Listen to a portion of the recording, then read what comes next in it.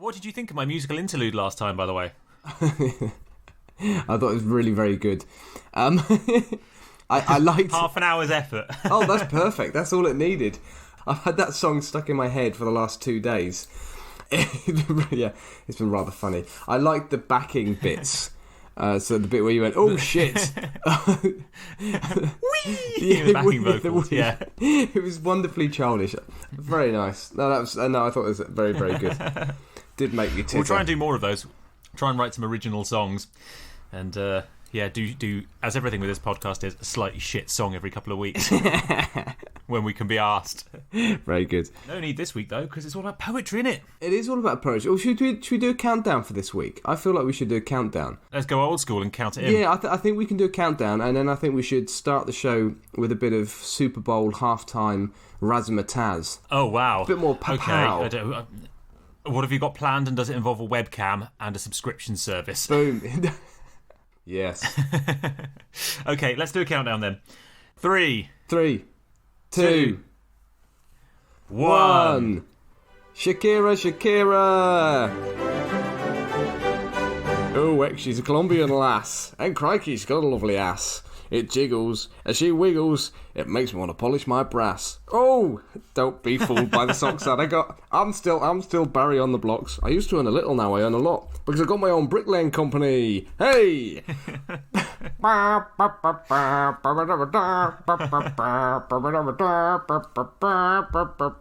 Steady now, lads. Oi, oi, oi. There you go. That was in honour of the Super Bowl halftime, which by the time this goes out will probably be about 3 weeks ago. Yeah, yes. You remember the Super Bowl back last month? Yes, hello and welcome to That Was Genius, the highly topical history podcast, well, I mean, history if nothing else, in which Tom... Hello. The man singing Shakira, and Sam, the man not, discuss history topics on a theme each week. The topic is decided a week in advance, but everything else that happens is a surprise. And as we've hinted already, it is Poetry Week! Yay! Fucking you like poetry, don't you? Poetry. I fucking hate poetry, Tom. I only wanted to do poetry because I'd come across a source that I think deserved to be spoken about. Yes, and I had an idea what that source might be when you said, I found the source. And was it that source? And then when you hinted at what that source was, yes it was, Tom. Yes it was. Were you aware of this source? I had heard of this source, yes. And I think today's going to be quite good fun. Good, you won't be disappointed. No, I imagine I won't. So you took the obvious, which meant that I set myself a mission quietly this week to do something classical, which, not giving too much away, is what you'd done. And then when you confirmed that this is what you'd done, I thought, well, I can't do classical anymore because you've got that all wrapped up. Yeah. There's literally nothing to top what I'm about to speak about. Yeah. So yes, I've just gone for generically terrible poetry. I thought we'd have a bit of a laugh at some shit poetry. Well, that's nice, because my poet is widely perceived to be very, very good. A very good poet. He just has a rather odd side gig. Yes. Well, I think that's enough of a hint, isn't it? Oh, we should probably say to our audience that news alert. Yes, that's the news honk. The duck of news has arrived. Oh, it was a goose. It was a goose. The goose of news. There we go. That's another character for the Hall of Fame. The current affairs goose. And now, over to goose. Goose.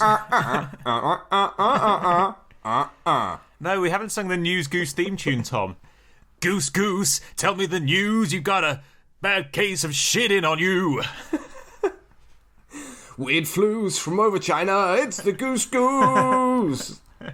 So what's the news, Tom? I don't know, you were the one who had some news. So it's Tom's news, but Tom's clearly forgotten about it. Oh, sorry. Tom is moving house next week. Tom is returning to the correct side of the world where water flows free and clockwise. No, we're going back to the epicentre of civilisation. We are, yes. Britain.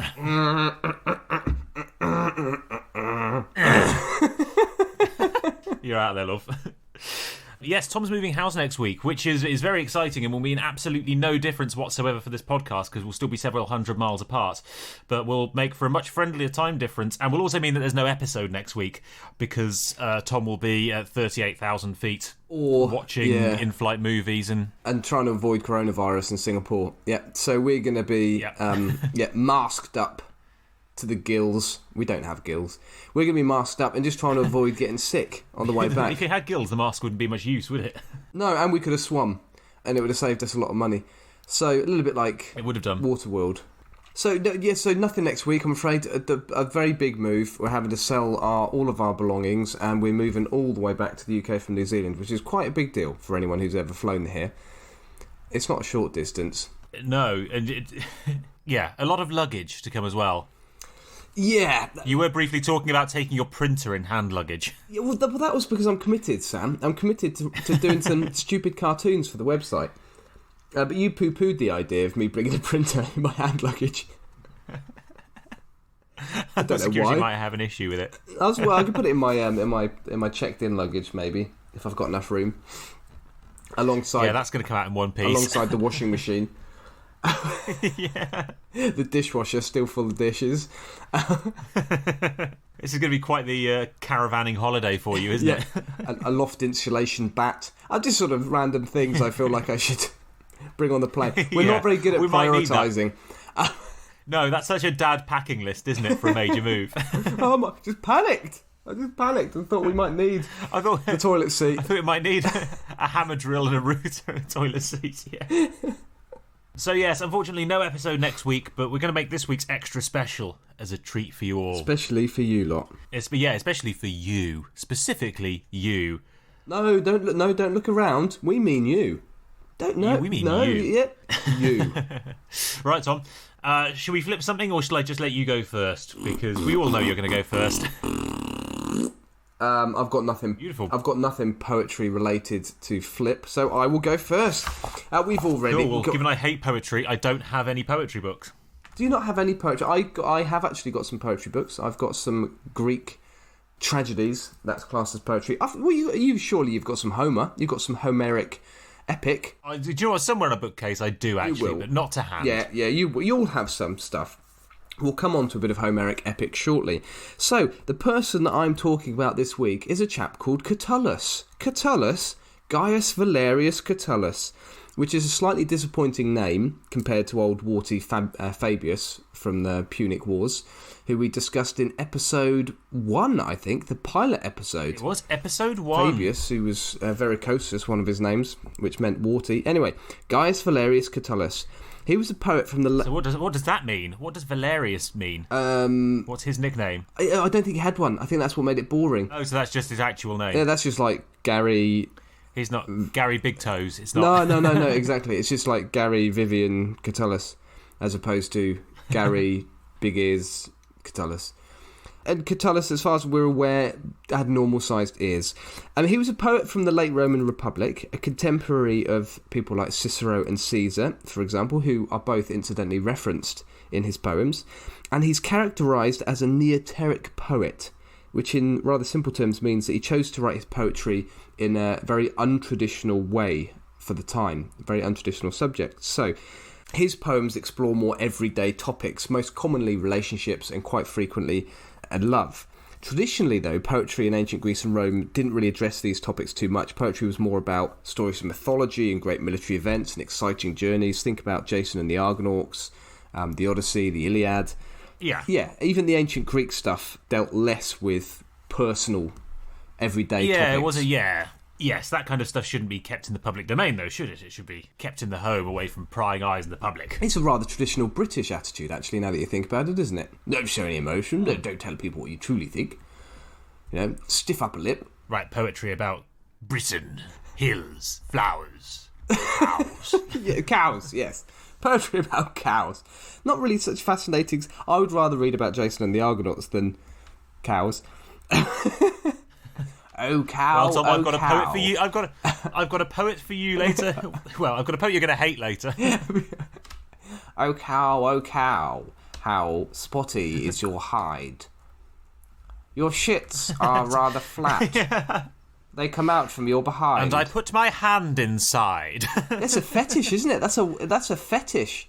Shagging cowpats. Have you heard this? I have not. I suspect that is very much a New Zealand fetish. No, it isn't. It's a Somerset. It's like a West Country British fetish. People have been caught in the past for shagging cowpats. And for want of does this have a name? For want of a better phrase, I shit you not. No, let's have a look. Fetish for shagging cowpats. The adverts you get on Facebook after this are going to be epic. Quite something. Here's an article that's come up, bbc.co.uk. Cow slurry fetishist David Truscott given jail term, May the 30th, 2014. What was he given a jail term for? A man with a cow slurry fetish is jailed for 5 years after threatening to kill her, The court heard that he had initially removed cowpats from the farm, but his Threat of assault, that's fine. Yeah, exactly. He's probably threatened assault because the farmer probably came out and said, put your trousers on and stop shagging my cowpats, please. They're mine. Yes. I'm the only one allowed to woo this poo. And who are you? Don't be in such a hurry with my slurry. This is... Yeah. Yeah, so it is a fairly well-known fetish to shag cowpats. Can't see the appeal myself. No, not really my bag. I mean, yeah. Each to their own. You know, they're not harming anyone until he sort of beat the farmer over the head with his prior puss-sized Willy. Yes. Anyway, so we were referring to ancient Greek history, weren't we, before that rather strange divergence. That's not to say that Catullus' poetry was completely groundbreaking. He was influenced by other poets like, for example, a chap called Callimachus and Sappho. And Sappho was a poet from the 7th century BC, very old. And prepare yourselves for this, Sam. They were female. Sappho was female. And here's some interest. What? I know, get out of here. Shut the front door. I know, probably poetry about ironing, wasn't it? And periods. Yes. Lady things, cleaning. Yeah. Not like manly poetry. Yeah, about cowpats and hills. And yes, and man things. And Caesar. And anal examinations for cancers and prostate exams, that sort of thing. Proper manly subjects to talk about. This is what happens when we go off script with you, isn't it? Panic! You always fall back on the prostate. Hold on, I'm trying to think of a limerick now for prostate. There once was a man from Tottenham who had a very sore bottom. He went to the doc, who put on his hands a sock, and went to explore his bum. So close. Constan, your turn. A prostate-related limerick. Oh, God. There once was a man from Tikrit who had a funny feeling when he shit. The doc put in a finger right up to his ringer and tickled his prostate a bit. Hey, there we go. That was better than mine. That's very good. Thanks. Excellent. Yeah, so some more interesting facts. Quite proud of that. Oh, well, I'm going to try and outdo your limerick during your section because I think I got outclassed there. I got out limericked. You did. So you have been bested, sir, in the battle of wits. Riddle me ree, riddle me roo.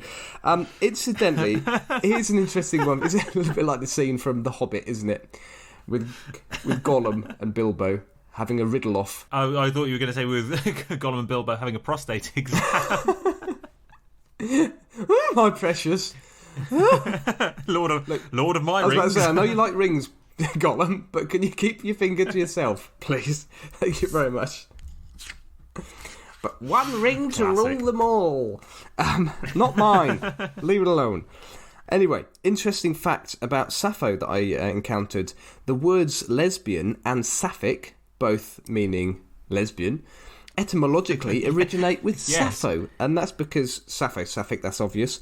But Sappho wrote about female-to-female relationships a lot, and she actually lived on the island of Lesbos. So that's how we get the word lesbian. I didn't realise that. I knew Lesbos and lesbian were connected, but... Yeah, I did a module at university on lesbian music. Oh, did you? So, yeah, there we go. Lesbian music. What does lesbian music sound like? How does it differ from heterosexual music? It's dreadful. More muffled. Yes.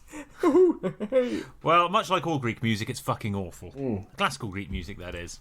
Anyway, on the subject of lesbians, the majority of Catullus's existing poems are about his relationship with a lady he calls lesbian. Actually, let me retrace my steps. It's not the majority of Catullus's existing poems. A large portion of Catullus's existing poems are about his relationship with a lady he calls a lesbia, which is a clear reference to Sappho, which highlights the influence of Sappho on Catullus. And scholars are very confident that this lesbian lady is actually a lady called Clodia Metelli, who is notoriously sexually liberal, and she sort of unfaithfully bonked her way around Roman high society quite successfully during the period when the Roman Republic was being pulled apart and ended up being an empire, obviously. And she's kind of just the... How dare she, Tom? How dare she sleep around? That is exclusively the preserve of young Roman men. It's interesting because Catullus himself was sleeping around as well, sleeping with prostitutes, and he had homosexual relationships with young men. So, yeah, of course he did. Everyone in Rome did. Exactly. But she sort of comes across as a sort of lady you don't want to fall head over heels for. She obviously doesn't want to be tied down. Poor Catullus did fall head over heels for Lesbia, and his poems are very much about his emotions of love, envy, betrayal, all at the hands, or should I say crotch, of Lesbia, who he did actually have a sexual relationship with. But alas, Sam, this is not why we are all here, is it? You see, the information thus far given about Catullus is the sort of sterilised version of Catullus. Not a very fun version of Catullus, Tom. No, it's a nice background. And I get a feeling you can do better. Yes. Catullus did write other types of poem, and we have about over 110 poems from him. And and here they all are now. Yes, well, yeah, a few of them. A select few. We know what our audience are like, Sam, and I know what you're like, Sam. And like the podcast whore that I am, I'm now going to debase myself for the humour and amusement of everyone present. Let's read some of his other poems. Fucking finally. Shall we? Let me read you poem number 16. And I'll read you the translation, a translation from 1871 first off. Let me start.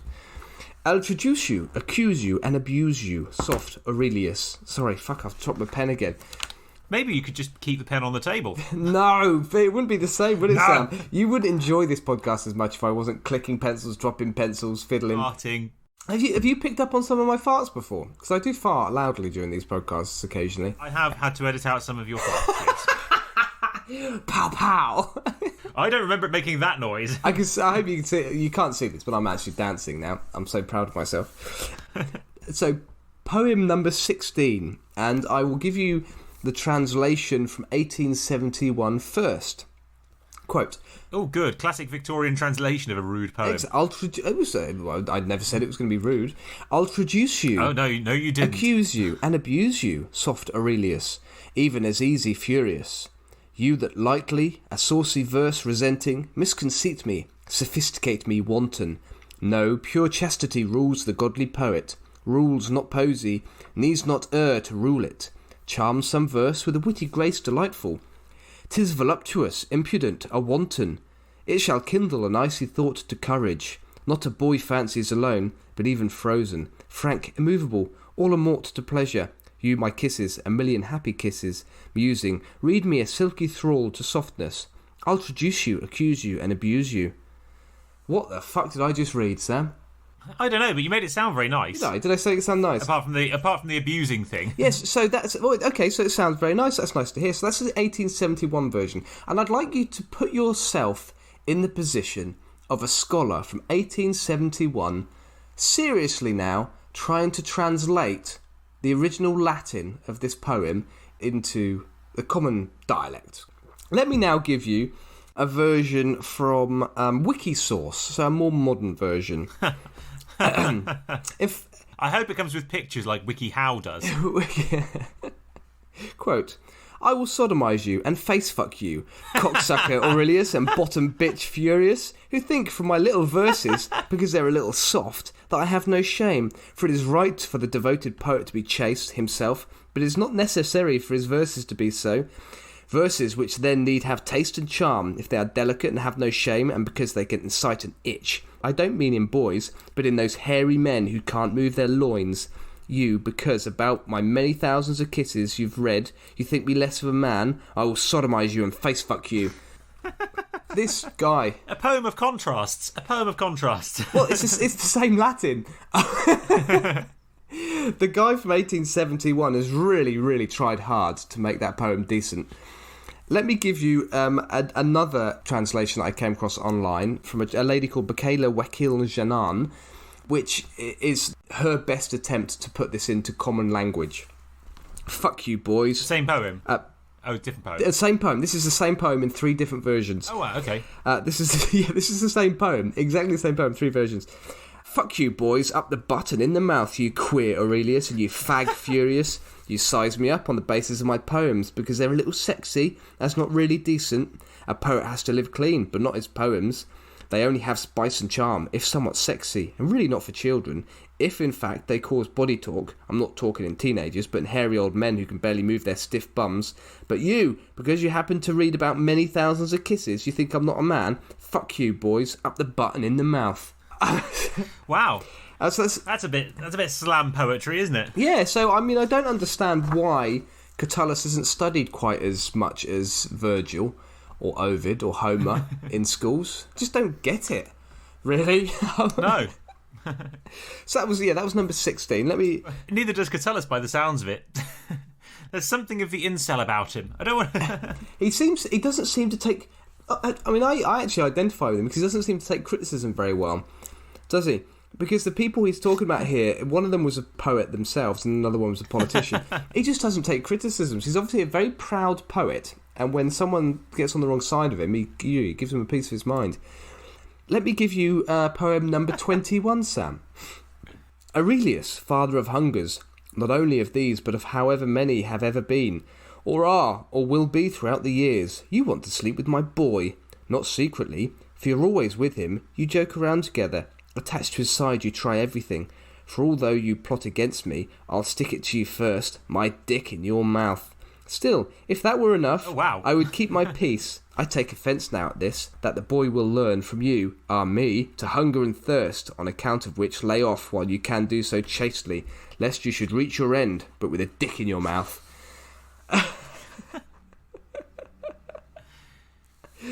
And that's the 1871 version. No, I've actually got the 1871 version here. It's a bit boring. We won't go for that.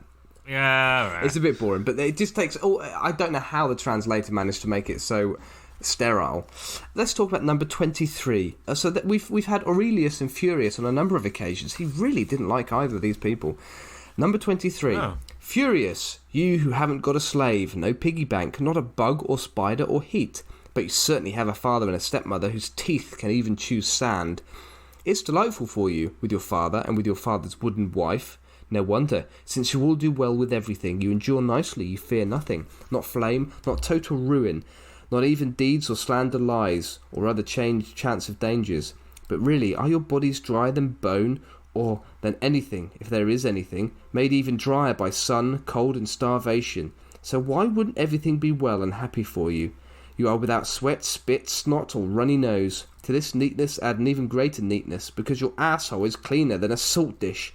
Not 10 shits in a whole year, and they're harder than a bean or little pebbles. And if you touched it and probed it with your hands, you could never slip a finger into it. Furious, don't despise these lovely comforts or think them worthless. And as for that grand you always beg, leave off with 100. You're happy enough. I think that's basically telling Furious he's a stingy bastard, isn't it? Yeah, that sounds about right.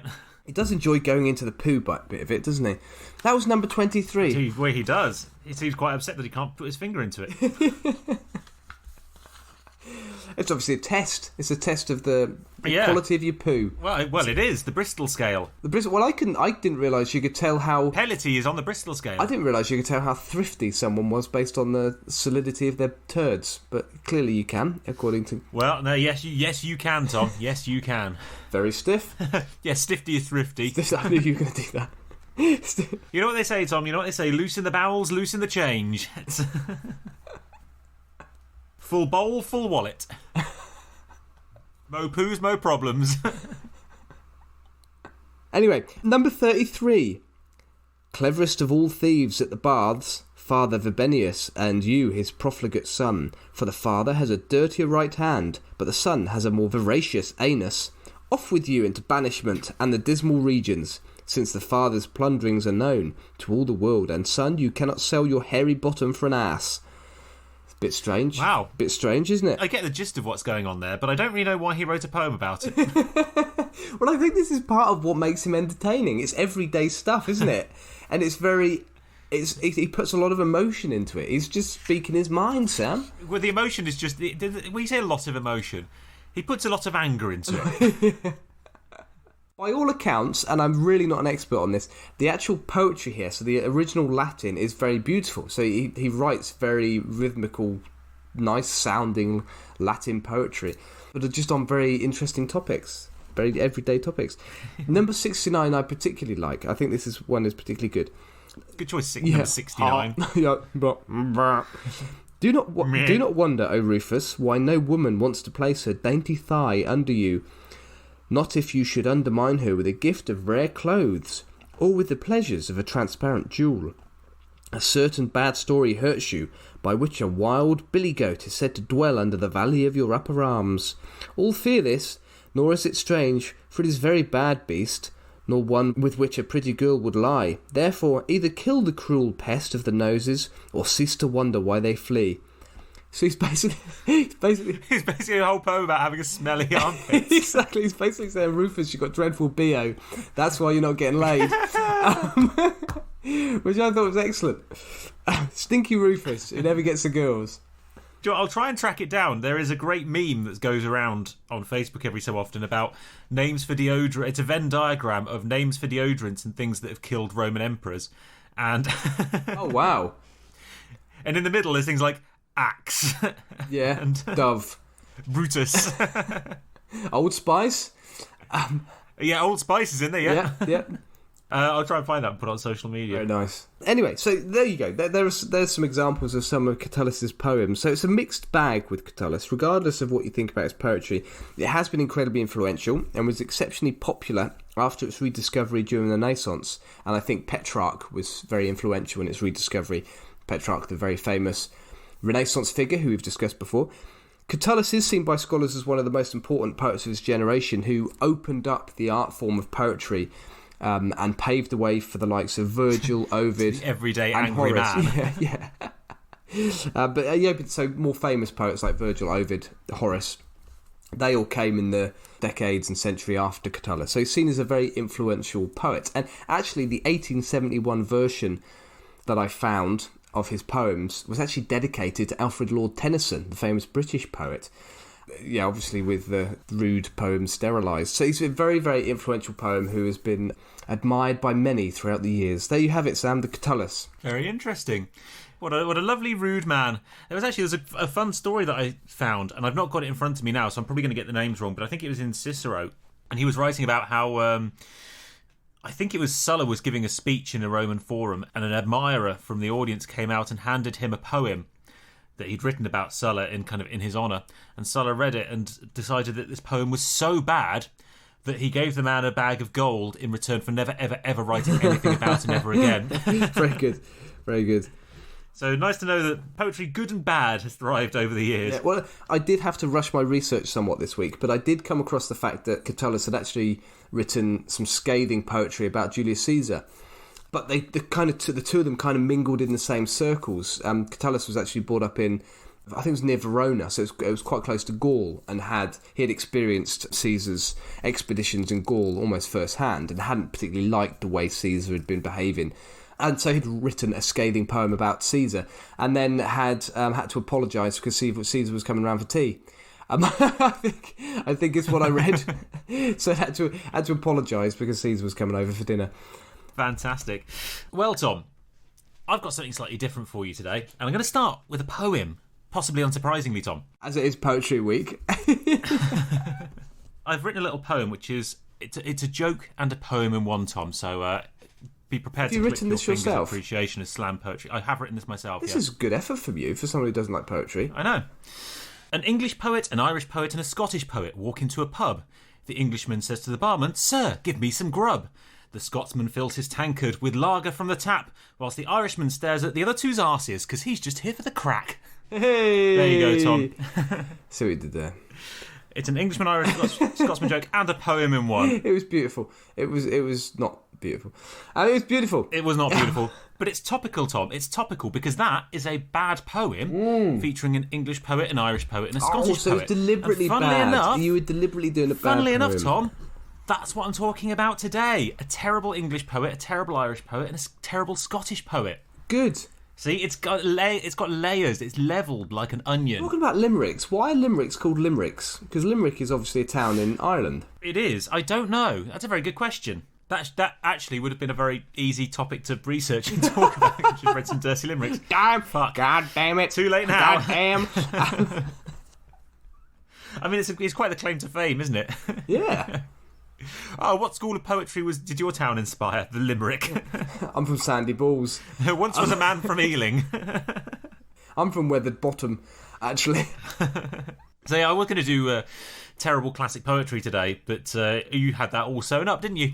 So instead, I've just decided to do some of the worst poetry in the English language. I was considering doing some of the worst poetry worldwide, but the problem with poetry in another language is that you can't get a sense of just how bad it is in the translation. Yeah. So there was some truly dreadful, for example, French poetry. But you didn't really understand how bad the French poetry was when it was in English. So how have you researched Because some of the rhymes didn't work. Because obviously the good poetry is the peak of the triangle, isn't it? And the bad poetry, there's shitloads of it. You just need to go into a school. Well, you do. You do. What I've done, Tom, is I've taken more of a diamond approach. It's not a pyramid. It's not a pyramid scheme of poetry. It's a diamond of poetry. Stuff that's so shit, it's rare. Yeah, absolutely. Yeah, I've gone for exceptionally bad poetry. I've gone for poetry that is rated some of the worst that's ever been written. Nice. And my criteria was that it had to be deliberately bad, because there is a competition for bad poetry in New York every year, quite a highly regarded competition. And I didn't want to go down that route because it's all ironic and people deliberately write bad poetry. So no, I'm going for people who genuinely thought they were the shit. Okay. And quite often were just shit. So as a result, Tom, I've got more fucking Victorians for you. I'm sorry, I tried to avoid it, but here we are. Because the three people widely regarded as the worst poets in history are all from the Victorian period. Go on. Coming in at number 3. I'm doing the top of the pops. Yes, this is you are doing Top of the Pops, yes. That's, again, a very niche 90s TV reference. In fact, you're not even doing Top of the Pops, you're doing Top of the Pops 2, which was a best of the Top of the Pops. Probably was, wasn't it? Looking at live performances from the 60s, 70s, and 80s. People know Led Zeppelin, though, don't they? They do know, yes. I'll just do Led Zeppelin. Sorry, go for it. You can just do that in the background. But first, Tom, I've got an honourable mention. And that is for Jonathan Swift, the author of Gulliver's Travels, who wrote a wonderful ditty called The Lady's Dressing Room in 1732. And this is a poem which I'm going to read to you today because I thought you might enjoy. A nice little poem from a man who's more well known for his novels and his long-form literature. So this is a poem called The Lady's Dressing Room from 1732 about a man who sneaks into the object of his desire's boudoir when she's out to have a little root around, only to discover she's left him a little present in there. Oh yes, go on. To stinking smoke it turns the flame, poisoning the flesh from whence it came, and up exhales a greasy stench, from which you cursed careless wench, so things which must not be expressed, when plumped into the reeking chest, send up an excremental smell to taint the parts from whence they fell. The petticoats and gown perfume waft a stink round every room. Thus finishing his grand survey, the swain, disgusted, slunk away, repeating in his amorous fits, "Oh, Celia, Celia, Celia shits." Oh, that's priceless. That's brilliant. I thought you might like that. That's absolutely fantastic. I like Jonathan Swift as well. I love Gulliver's Travels. That is a great poem. Yeah. Note as well, Tom, the literary analyst in me, note the first line, to stinking smoke it turns the flame. So at least she had the manners to light a match once she was done. Well, it sounded as if she'd also sprayed some Febreze. Yes, it Which did, to me yes. is not a good solution, because then what happens when the next person walks in the toilet is it smells like shit and Febreze. It Yes, doesn't it cover does. the smell of shit, does it? Yes. It's just like putting lipstick on a pig, isn't it, really? Just open the window and let it rest. Put a sign on the door. Yep. Leave this for 20 minutes.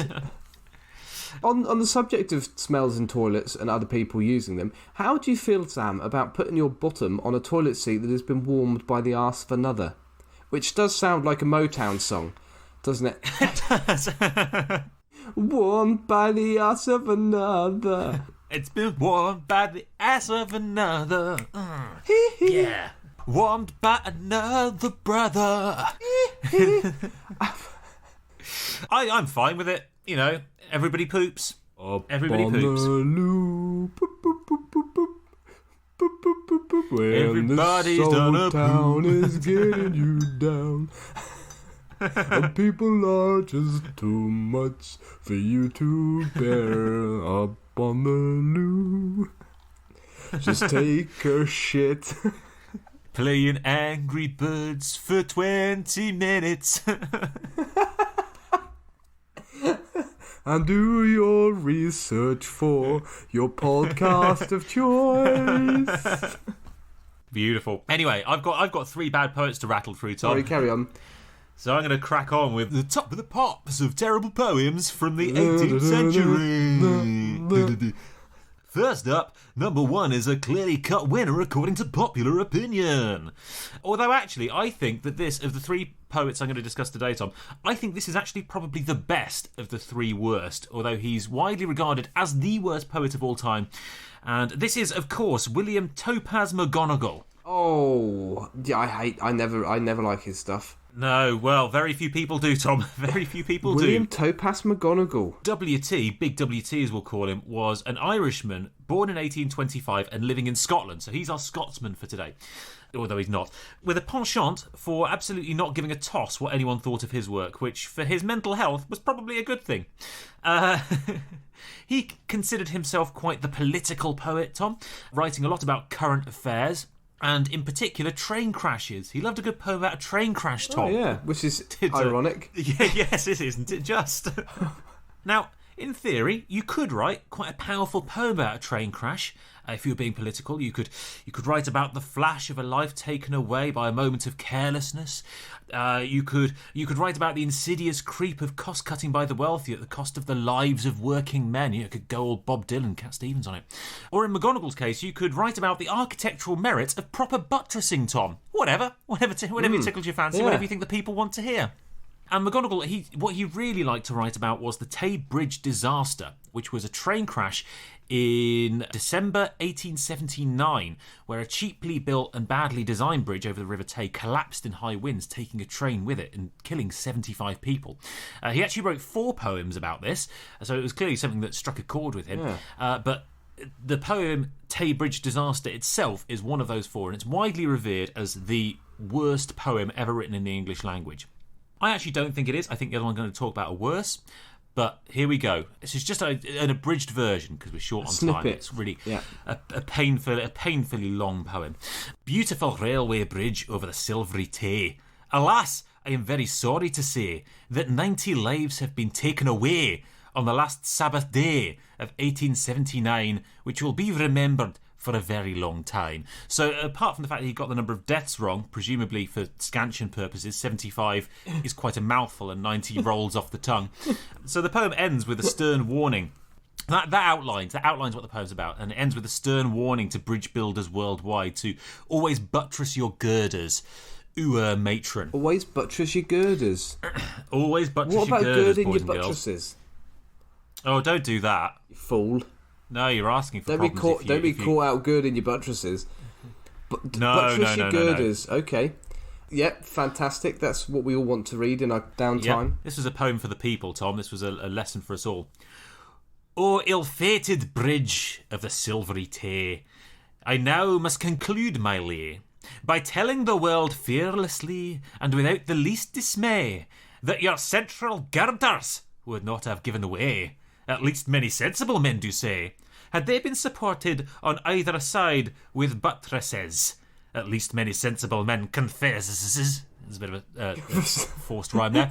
For the stronger we are houses to build, the less chance we have of being killed. Nice. So Rhymes. There we go, Tom. Widely considered the worst serious poem in the English language.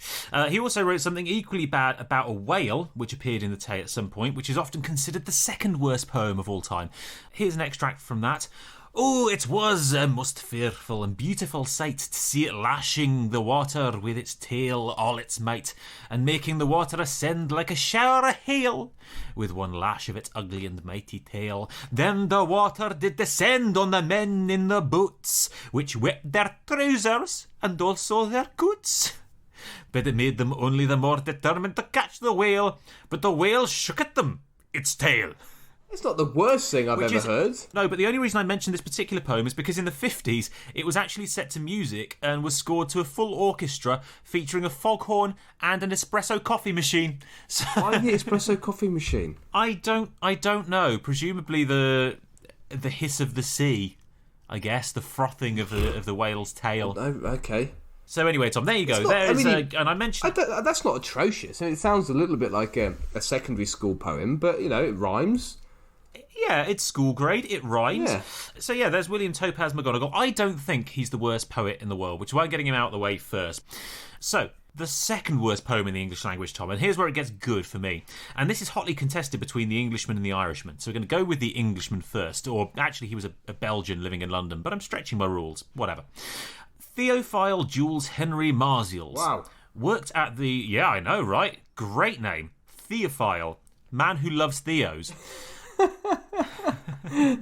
He worked at the British Library and considered himself quite the poet, writing this particularly brooding and emotive piece about thoughts of suicide and lost love in 1873 as part of a collection of poems called The Gallery of Pigeons. Right. And it says something about Victorian tastes, I think, Tom, that at the time the public actually thought this poem was very, very good. Theophile, lover of Theos, made quite a lot of money from his poetry.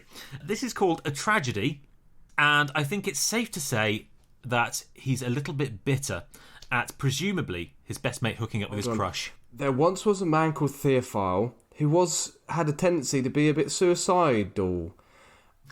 He did like his birds, but his poems were turds, and so they were thrown away on a pile. No. Excellent. Come back. That's a good start. You're warming up. Okay, it didn't really work, did it? Carry on, sorry. So this is a poem, Tom, about suicide and love lost. It's called A Tragedy.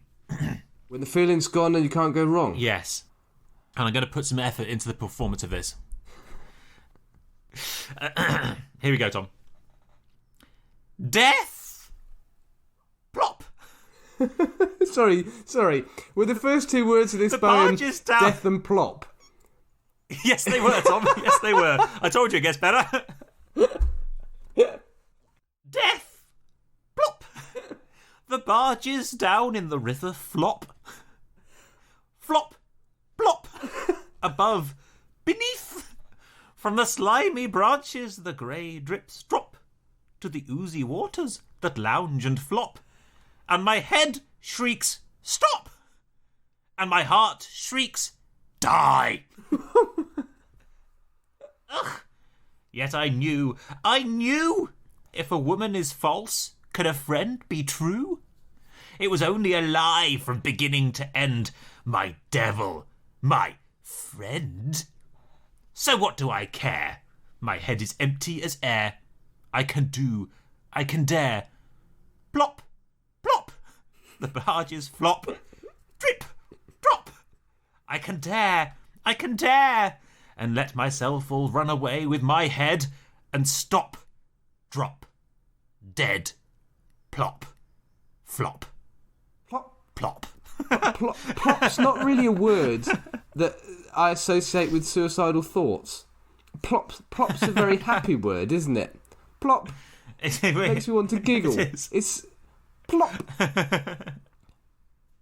I think that's the most powerful ending to a poem I've ever heard, Tom. I disagree entirely. Drop dead plop fop plop flop pop. I mean, come on now. I thought the start was pretty there. good. Death. Plop. Yeah. That was excellent. Death. Plop. So there we go, Tom. I'm going to put it out there. I think that's a worse poem. Wow. That is atrocious, yeah. Bear in mind, the Victorians loved this stuff. He earned £1,000 a year from royalties for his poetry, this guy. Which at the time was quite a lot of money. More than enough to buy a house every year. So, yes, there we go. Plop, flop, plop. A tragedy, Tom. A tragedy by Theophile Jules Henry Marzials. So, our third poet, Tom, the Irish woman. Amanda McKittrick Ros was born in 1860. Are you giggling already? Is this good? I'm giggling already. This is wonderfully awful. This is what would happen. What's coming up in a moment, Tom, is what would happen if I tried to write a poem. So yes, Amanda McKittrick Ros was born in 1860 and wrote terrible novels as well as two particularly shit collections of poetry. One called Poems of Puncture and one called Poems of Formation. And they are really Poems of Puncture? genuinely... Was she an avid cyclist? What's going awful. on? Yes, she was, yes. I think it's more of a kind of shut through the heart type of situation. Like, puncturing of the heart. Is it when people listen to it, they feel like their lungs have been punctured? Is that... Yes, yeah. What was the name of the other book? Poems of Formation. Oh, excellent. So, again, interesting rock formations and architecture. Also, not football managers. No, very much 4, igneous 4, rock 2, rather than 4, poems. 3, Yes, rather than poems of the 5, 4-4-2. 3, 2, and have a sweeper. I like wingbacks. Supporting quite the sound striker. That was me knocking over a glass. Yes, I got that. Yeah. Whilst I see you swinging your arms around with the emotions. I was doing like a. Yeah, I was imagining myself as I don't know, Alex Ferguson in a musical. Well, unfortunately, she died before being able to write Poems of Substitution. The of extra time. odes to slightly overweight goalkeepers. Yeah. Steve Ogrizovic. Sorry, no, I'm not going to go. Dave Besson. So the hilarious thing about Amanda is that she thought genuinely Neville she thought that she was is very fat. Yes. Fuck's sake. I shouldn't have opened you up to that one. 90s football references. Yes. So the hilarious thing about Amanda is that she genuinely thought that she was the best thing since sliced bread. She thought she was the tits, Tom.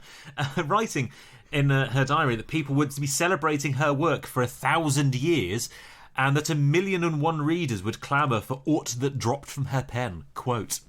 All of her works are self-published, by the way. She never found an agent. Death Yeah. from the pen. An ink on my page, like death On my head. The darkness within. I'm in a cupboard. Good. God, here we go again.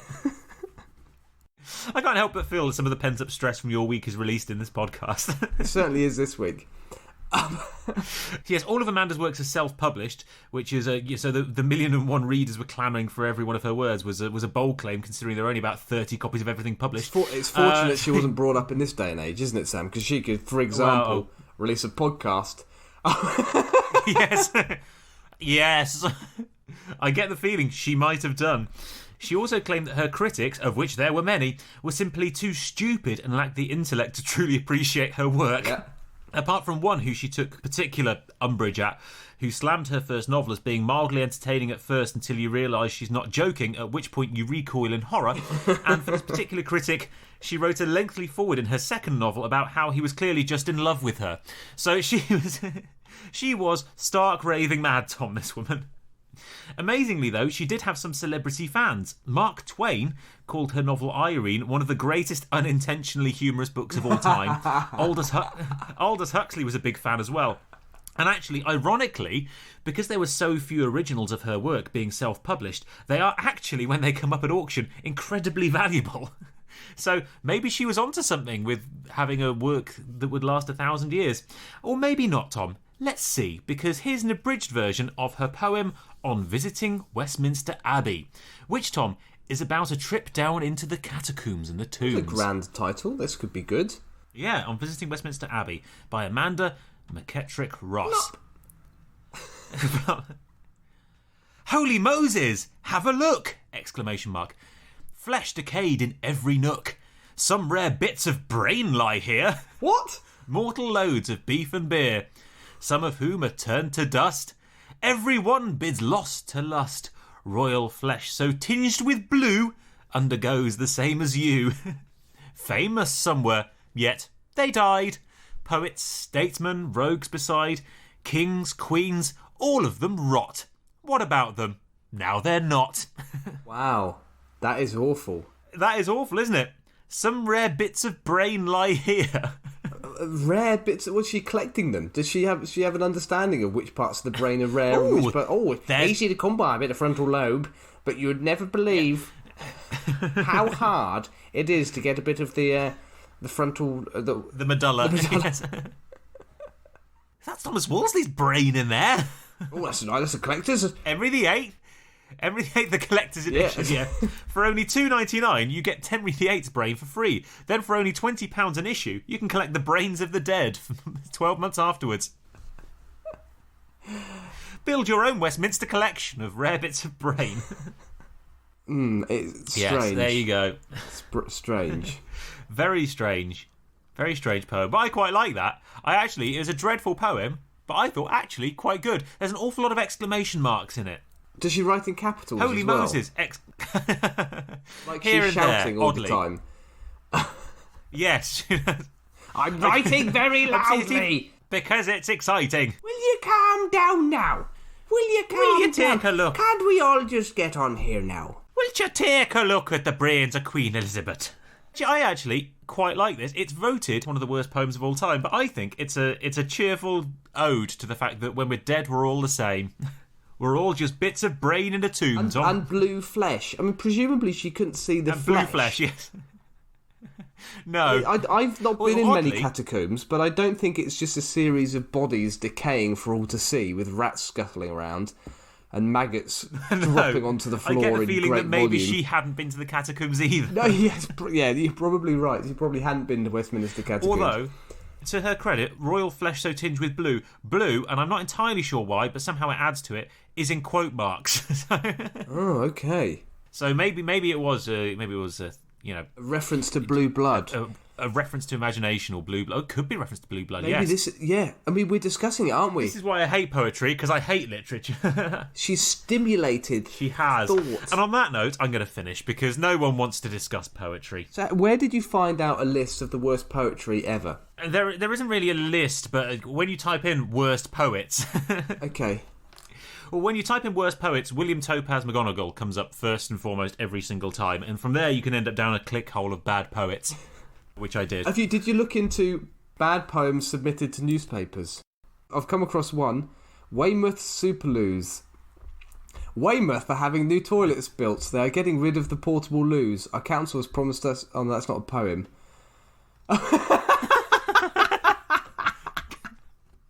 Go on, read it anyway. Click your fingers and make it sound poetic. Right. Let's just read a random complaint to the Weymouth Gazette. Let's see if we can about the state of their toilet. Let's demonstrate how stupid poetry is by making something completely benign into something poetic. Weymouth's Superloos.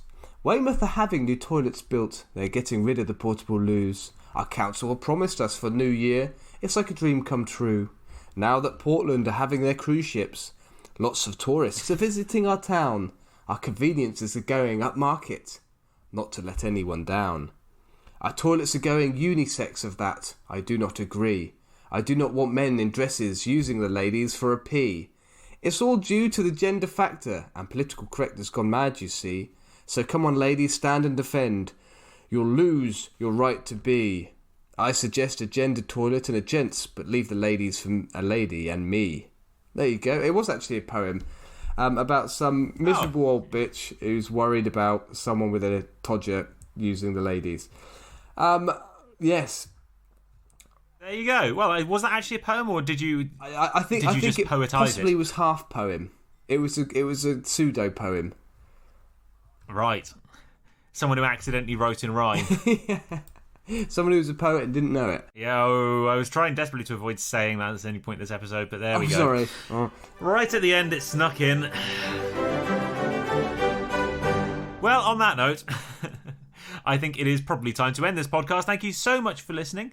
You got any ideas for the week after next, Tom, given that you're not here next week? Have we done health and fitness before? Because I know we both kind of do a bit of health and fitness. Have we done that as a topic? Have we done health? I think we've done health. Why don't we do possibly. fitness? Okay, let's do fitness. Fitness, because we can go ancient Greek on that. We can go way back with fitness. Yep. Oh, you can. Yep. Cool. All right, fitness done. Thank you so much for tuning in. I apologise for all the poetry this week. Promise we won't do it again. If you like this podcast and you're willing to forgive us and overlook our appalling massacring of the English language, then you can follow us on social media. We are on Instagram, That Was Genius, Twitter, That _was _genius, and Facebook, That Was Genius Podcast. So come back in 2 weeks' time for a delve into fitness. And if you like this podcast, obviously tell your friends about us. It makes a huge difference. We'd love to have more people listening, even though we love all of you very, very much already. And on that note, good night. On that note, fuck you boys, up the butt and in the mouth. And always buttress your girders, kids.